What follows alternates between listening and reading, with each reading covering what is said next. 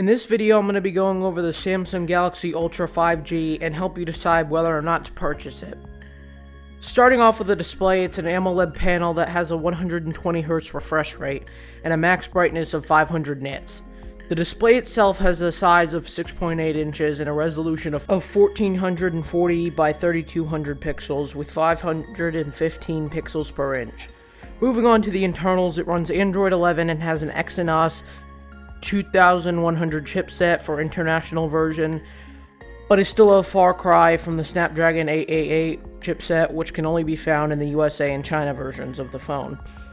It's still lagging behind on its GPU, which will affect your decision if you're an international buyer. The GPU is the Mali G78 for the international version, with an Adreno 660 for the USA and China version.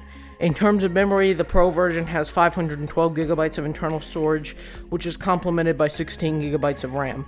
Moving on to the camera, it has a 108MP main camera, with a 10MP telephoto camera and a 12MP ultra-wide. In terms of video, it can record up to 8K video at 30fps. In terms of the selfie camera, you get a single 40MP lens, which can record up to 4K at 30fps. It sadly has no 3.5mm headphone jack. It does have Bluetooth 5.2, which will make wireless headphones sound good. As one last extra feature, it has an under-display fingerprint sensor.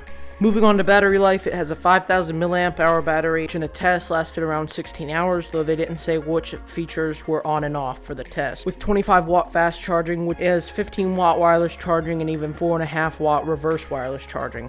Overall, it's a great smartphone and most likely the best Android on the market, both in terms of specs and in practice. The price on this phone is around $1,200 US.